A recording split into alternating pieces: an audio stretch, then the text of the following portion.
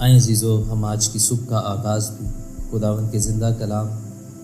وہ کلام جو ہماری راہ کے لیے چراغ اور ہمارے قدموں کے لیے روشنی ہے، اس زندہ کلام کے ساتھ ہم اپنی آج کی صبح کا آغاز کریں گے۔ آئیں ہم خداوند کے زندہ کلام میں سے دیکھیں گے استثنا کی کتاب، اس کا 30 باب اور اس کی 19 آیت سے۔ خداوند کے کلام میں یہ لکھا ہے، خدا یہ فرماتا ہے، میں آج کے دن آسمان اور زمین کو تمہارے برخلاف گواہ بناتا ہوں کہ میں نے زندگی اور موت کو اور برکت اور لعنت کو تیرے آگے رکھا ہے، پس تو زندگی کو اختیار کر کہ تو بھی جیتا رہے اور تیری اولاد بھی۔ خداوند کے پاک کلام کو پڑھیں اور سنے جانے پر خداوند کی برکت۔ میرے عزیزو، بائبل مقدس میں سے جب ہم اس حصہ پر غور کرتے ہیں تو ہمیں پتہ چلتا ہے کہ در حقیقت خداوند یشوع سے مخاطب ہے، اور بنی اسرائیل کے لیے خداوند یشوع سے یہ کہتا ہے کہ آج میں نے تیرے سامنے زندگی اور موت، برکت اور لعنت کو رکھا ہے، اور میں چاہتا ہوں کہ تو زندگی کو اختیار کرے تاکہ تو بھی اور تیری اولاد بھی جیتی ہے۔ ہم دیکھتے ہیں ایک آیت سے، خداوند کے کلام میں یہ لکھا ہے، 30 باب استثنا کی کتاب، اس کا 30 باب اور اس کی 1 آیت سے ہم دیکھ رہے ہیں، اور جب یہ سب باتیں یعنی برکت اور لعنت جن کو میں نے آج تیرے آگے رکھا ہے تجھ پر آئیں،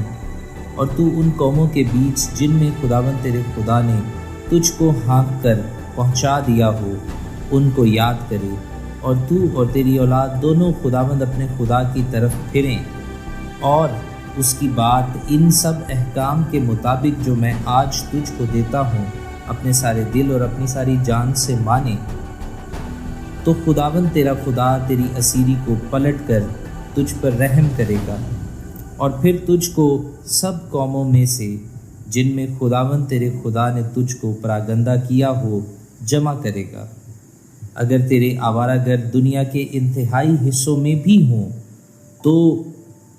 وہاں سے بھی خداوند تیرا خدا تجھ کو جمع کر کے لے آئے گا، اور خداوند تیرا خدا اسی ملک میں تجھ کو لائے گا جس پر تیرے باپ دادا نے قبضہ کیا تھا، اور تو اس کو اپنے قبضہ میں لائے گا۔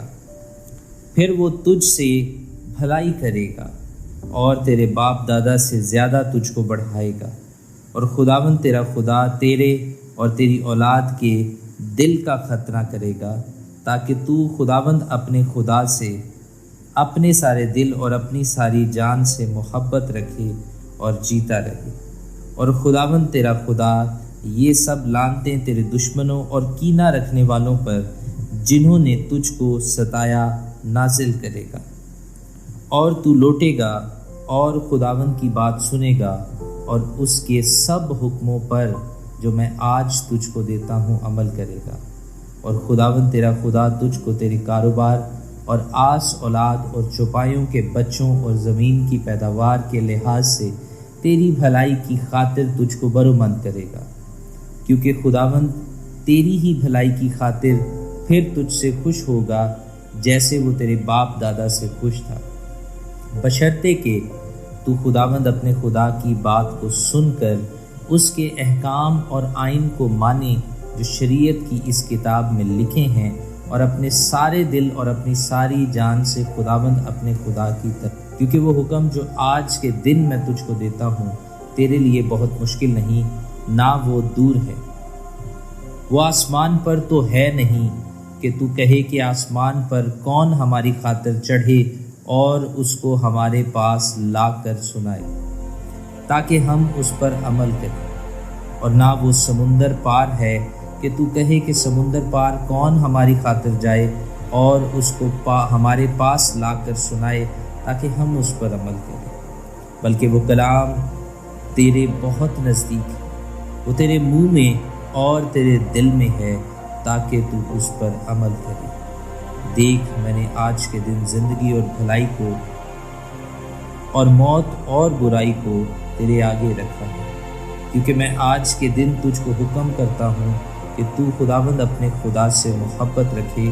اور اس کی راہوں پر چلے اور اس کی فرمان اور آئین اور احکام کو مانے، تاکہ تو جیتا رہے اور بڑھے، اور خداوند تیرا خدا اس ملک میں تجھ کو برکت بخشے جس پر قبضہ کرنے کو تو وہاں جا رہا ہے۔ پر اگر تیرا دل برگشتہ ہو جائے اور تو نہ سنے بلکہ گمراہ ہو کر اور معبودوں کی پرستش اور عبادت کرنے لگے، تو آج کے دن میں تم کو جتا دیتا ہوں کہ تم ضرور فنا ہو جاؤ گے، اور اس ملک میں جس پر قبضہ کرنے کو تو یردن پار جا رہا ہے تمہاری عمر دراز نہ ہوگی۔ میں آج کے دن آسمان اور زمین کو تمہارے برخلاف گواہ بناتا ہوں کہ میں نے زندگی اور موت کو، برکت اور لعنت کو تیرے آگے رکھا ہے، پس تو زندگی کو اختیار کر کہ تو بھی جیتا رہے اور تیری اولاد بھی۔ خداوند کے پاک کلام کے پڑھے اور سنے جانے پر خداوند کی برکت ہو۔ عزیزو، اس خوبصورت حوالہ میں ہم خداوند کے زندہ کلام میں سے یہ جانتے اور سیکھتے ہیں کہ خدا نے زندگی اور موت بنی اسرائیل اور یشوع کے سامنے رکھی اور ان سے کہا کہ میں چاہتا ہوں کہ تو زندگی کو چنے، تو زندگی اختیار کرے تاکہ تو بھی اور تیری اولاد بھی جیتی۔ اور جب خدا نے ان سے یہ وعدہ کیا تو خدا نے کہا کہ اگر آج کے دن جو میں تجھے حکم دیتا ہوں تو انہیں سنے، ان باتوں کو مانے، تو پھر یہ برکتیں تجھے ملیں گی۔ میرے عزیزو، خدا نے یہ وعدہ کیا کہ وہ ان کے کاروبار کو، ان کی آس اولاد کو، ان کے چوپایوں کے بچوں کو، زمین کی پیداوار کو ان کی بھلائی کے لیے برومند کرے گا، برکت دے گا۔ لیکن یہ سب کیسے ہوگا؟ یہ سب خداوند کے حکموں پر عمل کر کے ہوگا، اس کی بات سن کر ہوگا، اس کی مرضی کو پورا کر کے ہوگا۔ آج صبح کے آغاز میں میرے عزیزوں، میں یہ چاہتا ہوں کہ ہم یہ طے کریں کہ ہم اگر اپنی زندگی میں، اپنے کاروبار میں ترقی پانا چاہتے ہیں، اپنی آس اولاد میں برکت پانا چاہتے ہیں، ہم اپنے گھرانہ کو خدا کی برکت سے لبریز کرنا چاہتے ہیں، اگر ہم چاہتے ہیں کہ ہمارے چوپایوں کے بچوں کو بھی برکت ملے، اگر ہم چاہتے ہیں کہ ہماری زمین کی پیداوار اچھی ہو، تو پھر ہمیں پتہ ہے کہ ہمیں کیا کرنا ہے۔ خداوند کا کلام یہ کہتا ہے کہ ہم خداوند کے احکام پر، اس کے کلام پر غور کریں، اسے قبول کریں اور اس کے مطابق زندگی گزاریں، کیونکہ وہ ہم سے دور نہیں ہے۔ خدا کا کلام آسمان پر نہیں ہے کہ یہاں سے کوئی جائے اور اس کا کلام لے کر آئے۔ اس نے اپنے بندوں کے وسیلہ سے، بزرگوں کے وسیلہ سے اپنے زندہ کلام کو ہم تک پہنچایا ہے، اور پھر خود کلام مجسم ہو کر ہمارے درمیان رہا، جسے ہم یسوع مسیح کے طور پر جانتے ہیں۔ ہم نے اسے جانا، ہم نے اسے دیکھا، ہم نے اسے پہچانا، وہ ہمارے ساتھ ہے۔ آج ہم یہ نہیں کہہ سکتے کہ خدا کا کلام سمندر پار ہے، کوئی جائے اور اسے لے کر آئے، ہم اسے سنیں اور اس پر عمل کریں۔ خدا کا کلام ہمارے پاس ہے، خدا کا کلام کتابی شکل میں ہمارے پاس ہے، خدا کا کلام ایمان لا کر ہمارے پاس ہے، ہمارے دلوں میں بسا ہوا ہے، خدا کا کلام ہمارے منہ میں ہے، ہمیں اسے بولنا ہے، اس کا اعلان اقرار کرنا ہے اور اس پر عمل کرنا ہے۔ میرے عزیزو، یہ سب برکتیں جن کا بنی اسرائیل سے وعدہ کیا گیا، ہم یہ سب برکتیں بھی پا سکتے ہیں، بلکہ اس سے بڑھ کر بہت سی برکتیں بھی پا سکتے ہیں، کیونکہ بائبل مقدس میں یہ ذکر ہے کہ جتنوں نے اسے قبول کیا، اس نے انہیں خدا کے فرزند بننے کا حق بخشا۔ یعنی ہم آج گناہ کی بادشاہی میں زندگی نہیں گزارتے، بلکہ ہم خدا کے فرزند بن چکے ہیں، اور جتنے خدا کے فرزند بن چکے ہیں ان کی برکتیں ان ساری برکتوں سے کہیں بڑھ کر ہیں۔ وہ برکتیں جو ان کی زندگیوں میں ہوتی ہیں، کیونکہ ان کا باپ، ان کا ابا، ان کے فادر، ان کا باپ ساری کائنات کا خالق اور مالک ہے، اور وارث ہوتے ہوئے، فرزند ہوتے ہوئے وہ بھی خدا میں ساری کائنات کے مالک ہے۔ ہمیں جو چاہیے وہ ایمان سے جب چلتے ہیں، خدا اور اس کی قدرت کے زور میں مضبوط ہوتے ہیں، जो कुछ उन्हें चाहिए होता है वो उन्हें मिल जाता है।